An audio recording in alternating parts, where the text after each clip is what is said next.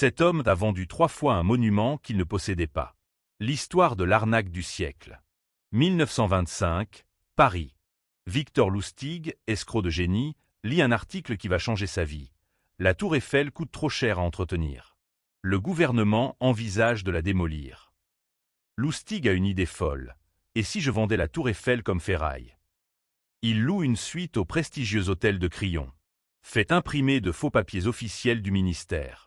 Se fait passer pour le directeur des Monuments de France. Il contacte 5 ferrailleurs parisiens. Monsieur, le gouvernement a décidé. La tour Eiffel sera démolie. Nous vendons le métal. Opération top secrète. Les ferrailleurs sont sous le choc. 7000 tonnes de fer. Une fortune.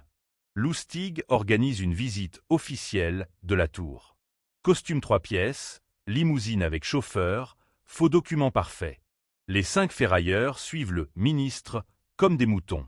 Lustig explique « Messieurs, cette tour est devenue un fardeau. Paris veut quelque chose de plus moderne. » André Poisson, ferrailleur naïf, croit tout. Il est impressionné par le protocole officiel. Lustig le prend à part. « Monsieur Poisson, entre nous, ce poste me rapporte peu. Si vous voulez être sûr d'avoir le marché. » Poisson comprend. Il donne 100 000 francs de pot de vin.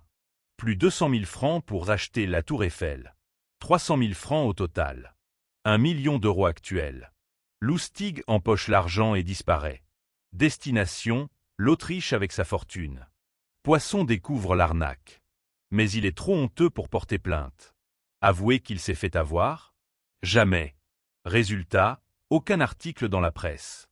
L'affaire reste secrète. Lustig lit les journaux français depuis Vienne. Rien. Pas un mot sur son escroquerie.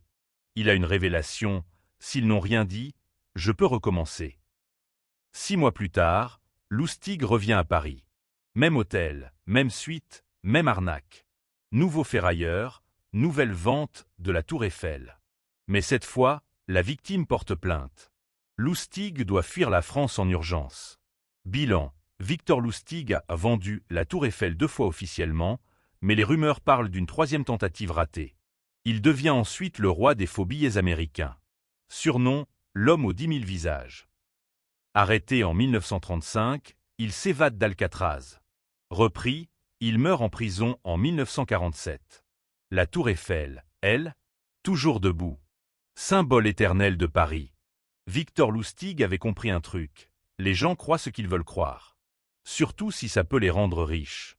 Il n'a pas volé la tour Eiffel. Il a volé la cupidité des gens.